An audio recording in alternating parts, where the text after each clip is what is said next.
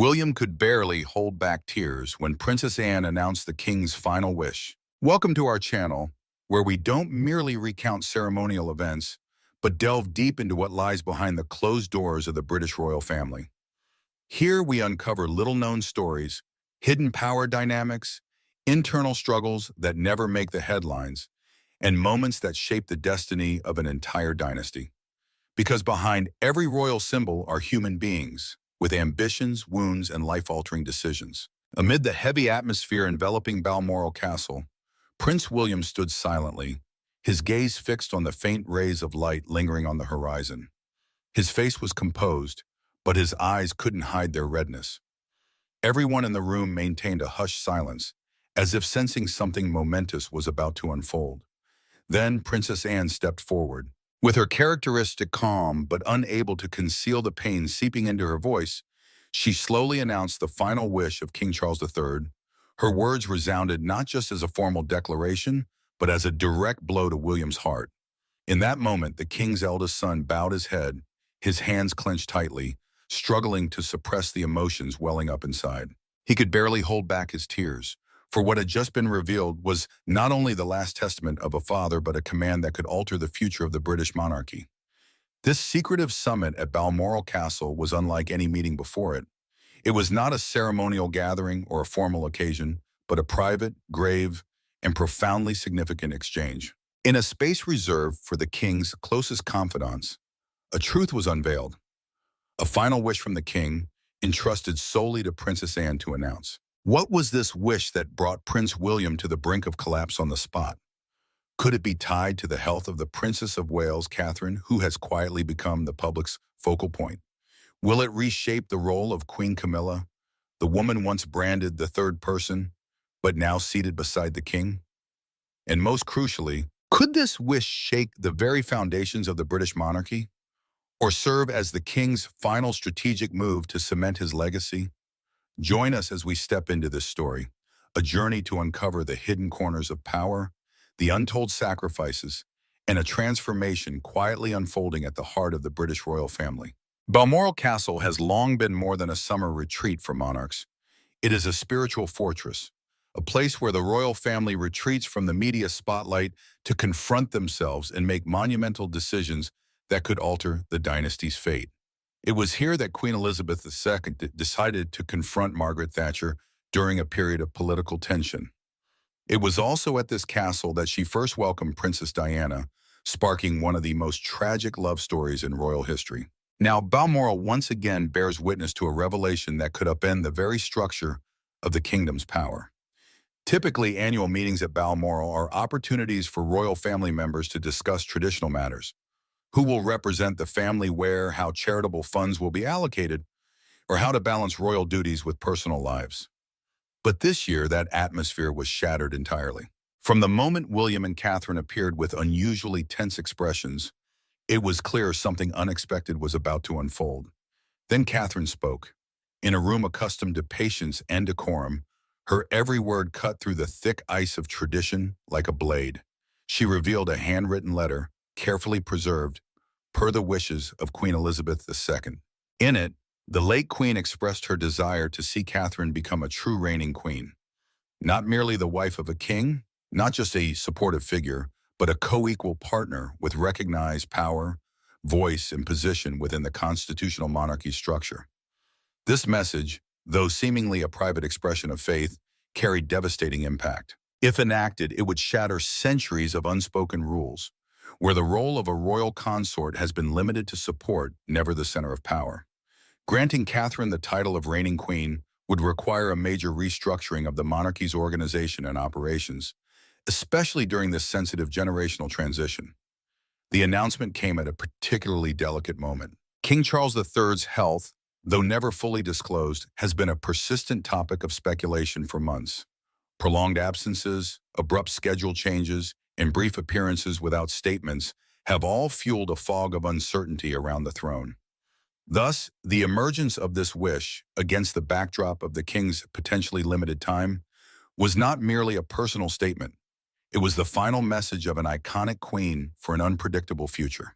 As Catherine folded the letter and returned it to its secret keeping place, The room fell into a deathly silence. No one spoke. No one clapped. Only William, standing just behind his wife, with red eyes and tense shoulders, could barely hold back the tears threatening to spill. The most shocking aspect of the private Balmoral meeting was not just the letter's existence, but its contents. A deeply personal, emotional revelation carrying political implications in the profound trust of a woman who was the symbol of an era. According to what Catherine shared at the family summit, Queen Elizabeth II not only wrote the letter in her final months, but also spoke these words directly to a select few confidants within the royal inner circle. She looked into Catherine's eyes and said, "One day you must stand at the pinnacle, not just beside the throne, but as the one who holds its power." These were not empty words of encouragement. For Elizabeth II, who single-handedly faced war, loss, and crises threatening the monarchy's survival, Catherine was a reflection of herself. A woman who entered the royal family without royal blood, but possessed innate nobility, natural grace, discreet yet sharp intelligence, and a rare resilience beneath her composed exterior.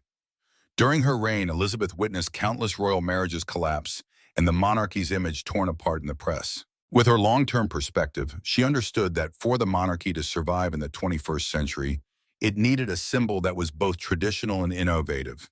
And Catherine, above all others, embodied that.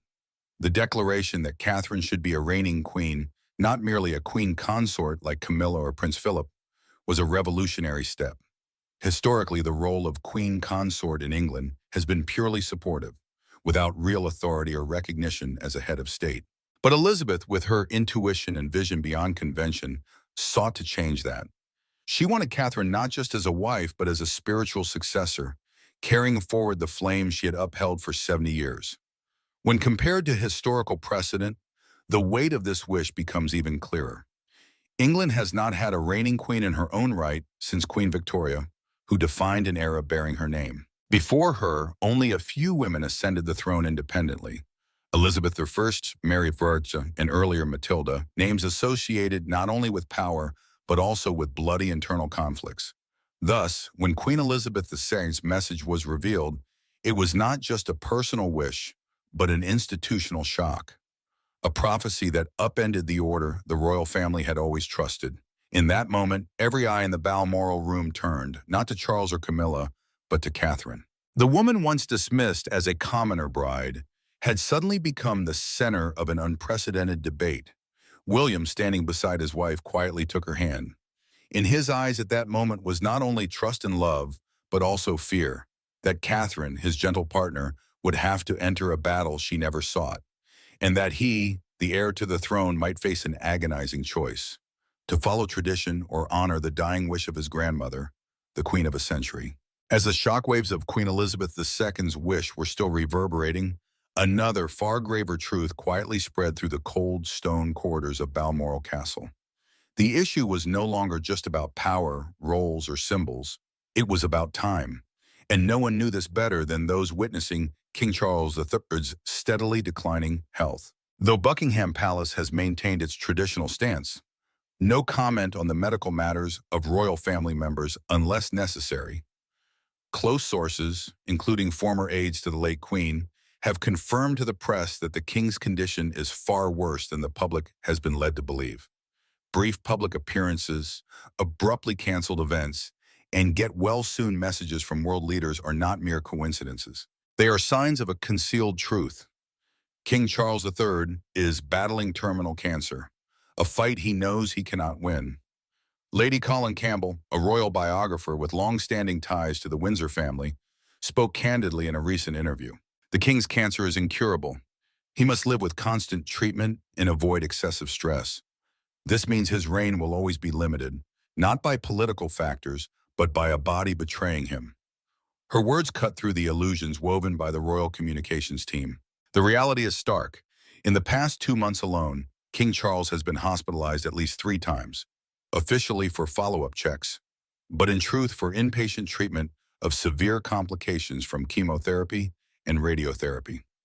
On one such occasion, an entire schedule of royal engagements in Scotland and Wales was cancelled at the last minute, causing alarm among local advisors accustomed to meticulously planned royal itineraries. Even the high-level meetings at Balmoral, symbolic and private, have been adjusted.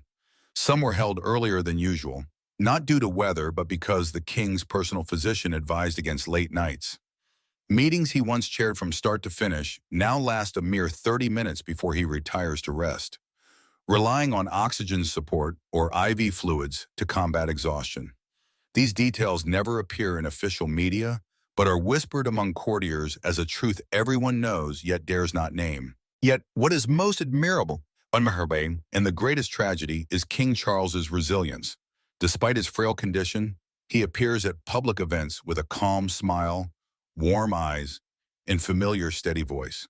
He continues to send thank you letters to charities, sign symbolic decrees, and strive to maintain the image of a king for the people. But behind this facade are slower steps, increasingly difficult bows, and ever fewer meetings. A pressing question emerges. In his current state, can he still fulfill the role of head of state? And if not, who will step up to take the throne while the royal family grapples with an internal storm over the future? No one wants to say it aloud, but won't understand. Charles's reign may be the shortest in modern history.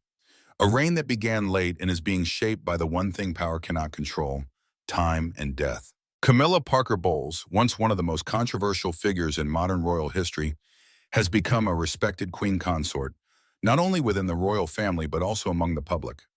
Her journey has been far from easy.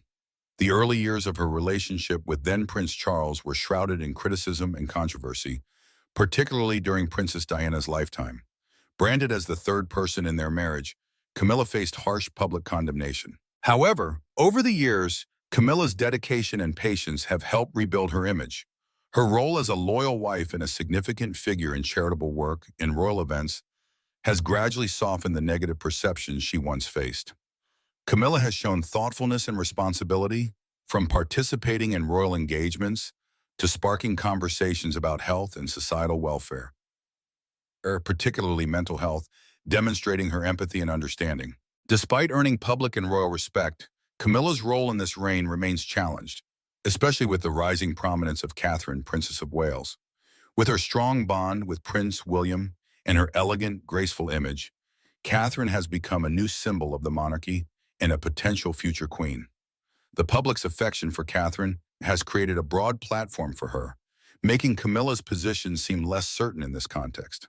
With her seamless alignment with royal duties and loyalty to tradition, Catherine easily captures public attention and adoration, heightening expectations for a new reign with her at its center.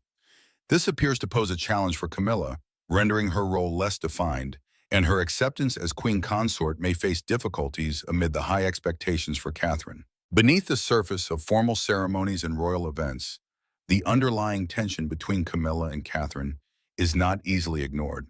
Though both show mutual respect, their distinct roles and visions for this reign inevitably lead to friction. Camilla, with her experience and resilience through past storms, maintains a degree of independence. She is not just a queen consort, but someone who deeply understands the challenges of sustaining that role within the monarchy. Catherine, though not yet in an official leading role, is building a powerful and undeniable image, particularly in shouldering royal family responsibilities. Representing a new generation, Catherine may bring innovation, while Camilla upholds the monarchy's traditional values. Though not openly acknowledged, this dynamic is a reality both women keenly feel. Camilla is known for her strong, independent character, evident in her public appearances, such as her ITV interview with Lorraine Kelly. These moments allow her to express her thoughts freely, unburdened by concerns about her royal image. She deftly presents herself as an independent woman, a role model not only for women but also for royals in a modern era. However, this independence does not fully clarify Charles's situation. Their relationship, though stable, continually faces shifts in the royal hierarchy. The transition of power, especially across generations, will not only alter traditional roles but also change how royals perceive one another. Despite fulfilling her duties as queen consort, Camilla faces new challenges in confronting the monarchy's future, where decisions and expectations for royal members may evolve. From the early days of her relationship with Charles to becoming his wife, Camilla has shown unwavering loyalty. She has been not only the woman by his side through countless storms, but also steadfast in supporting him through challenges. Yet, as the royal hierarchy shifts and Catherine emerges as a central figure, this loyalty is being tested. This not only complicates relationships within the royal family, but also raises questions about Camilla's future in an emerging new reign. Thus, Camilla must continue to prove herself not just as a consort, but as an influential figure within the royal family, despite the relentless changes in the monarchy's power structure. Prince William, Duke of Cambridge, has faced profound emotional challenges in recent years. His father, King Charles's illness, is among the greatest shocks he has had to confront, particularly as his role within the royal family grows increasingly significant. Witnessing his father's health struggles has added to William's psychological burden, forcing him to accept the reality of changes within his family and the politics of the British monarchy. From a beloved son, William has become the heir, responsible not only for his father, but also for the monarchy's future. As renowned royal commentator Jenny Bond observed, the past year has been brutal. William faces the inevitable loss of his father, a fateful turning point. These words reflect the unavoidable truth William must confront, a change he cannot control but must accept and prepare for in his next steps. With Charles's declining health and limited time, William faces not only personal grief, but also the psychological preparation for a power transition and his role within the royal family. Beyond grappling with his father's frailty, William carries another burden, concern for his beloved wife, Catherine, who has been battling cancer. Facing the illnesses of both his father and wife simultaneously, William must not only endure but also shoulder significant emotional weight, constantly balancing personal feelings with the duties of an heir. Every decision he makes is complex, as family emotions intertwine with immense public and royal pressures. William is not just King Charles's son, but also a husband, father, and now heir to the throne. The personal toll he pays is immeasurable, as every moment is marked by sacrifice not only for himself but for his family and the kingdom. Despite his concern, William did not rush to his father's side when news of Charles's health grew serious. This could suggest the situation is not yet critical, or at least not an absolute emergency. However, it also reflects another reality. William is focusing on preparing for his future and accepting that his role in the monarchy is nearly set. He cannot let personal emotions dominate, but must exhibit calm and readiness for a significant life change. In these moments, the public senses the strain William faces. Though he deeply loves his father, he must balance caring for his family with the weighty responsibilities of an heir. With changes in the royal family and King Charles's worsening health, the public is beginning to recognize that William is not just the heir, but a man facing deeply human challenges. The empathy for William grows, not only because he is a royal figure, but because he is balancing personal pain with immense duty. William bears a responsibility no one else can shoulder, leading the monarchy through turbulent times. Yet in these challenges, he demonstrates maturity and wisdom, not only in political decisions, but also in how he confronts pain and the burdens of being a son, husband, and father. This has earned William not only public sympathy but also respect as he steps into a pivotal, historical phase for the British monarchy with the sacrifice and strategic vision needed to guide the royal family into a new era. King Charles III's reign began with controversy, particularly over actions perceived as interfaith gestures, such as his Ramadan greetings and hosting an iftar meal for the Muslim community. While many viewed these as expressions of harmony and respect for diverse faiths, they sparked fierce criticism from some quarters. Critics argued that Charles, as head of the Church of England, was prioritizing Muslim sensitivities over preserving the Christian traditions historically tied to the monarchy. Political commentator Connor Tomlinson stated, "The monarchy seems to prioritize Muslim sensitivities over Christianity, the faith the king is duty-bound to uphold." This remark reflects discontent among some who believe Charles is blurring the religious values the monarchy has upheld for generations. These actions have stirred debate not only within Britain, but also potentially affect the monarchy's international image. This unease intensified as the public questioned Charles's role as head of the Church of England, especially given his apparent leanings toward globalization. Though head of the church, Charles frequently supports global initiatives, from environmental protection to human rights issues. This has raised concerns about his distraction from religious matters in favor of international priorities. Some fear that with these views, Charles may fail to uphold traditional religious values expected of the Church of England's leader. These controversies raise a critical question. Can King Charles maintain his role in the church while pursuing global initiatives, or will he need to adjust his stance to appease traditionalists? As Prince of Wales, Charles was a prominent figure in political and social activism, unafraid to voice opinions on issues like the environment and sustainable development. As king, he has adopted a more restrained approach, avoiding direct political involvement to maintain the neutrality required of a monarch. Still, concerns persist about whether Charles can preserve the monarchy's independence while his globalist views gain attention. This is a vital question, as royal involvement in politics remains a contentious topic. Looking ahead, many wonder whether, upon ascending the throne, William will continue Charles's reforms, remain silent like Queen Elizabeth II, or resist change as Charles once did. With a younger generation and a rapidly changing society, can William maintain the monarchy's stability, or will he pursue bold reforms to retain public support in turbulent times? The answer will largely shape the monarchy's image and future in the years to come. In internal palace debates, a significant question has emerged. Was sidelining Catherine's potential role a grave mistake, especially in light of Queen Elizabeth II's wishes and expectations? The late queen valued the monarchy's stability and tradition, but in today's context, could Catherine's increasingly prominent role help redefine the monarchy's evolution? Through her royal career, Catherine has proven she is not just William's supporter, but a powerful influencer with the ability to connect with the public. Change within the monarchy is not always easy and can lead to internal divisions. Loyalty to tradition sometimes clashes with the ambition and necessary changes to meet modern demands. The palace faces a major challenge in maintaining stability and core values while navigating an ambitious, reform-minded next generation. Catherine, Princess of Wales, is becoming an indispensable figure in British royal life. With her steadfast demeanor and leadership, she not only asserts her role but also emerges as a visionary symbol for an evolving monarchy. Catherine is preparing to redefine a royal archetype that meets modern public needs and expectations, earning widespread support across society. Royal commentator Angela Levin once remarked about King Charles, "Charles has a Christian heart, but his health is graver than acknowledged. I hope Camilla helps him rest."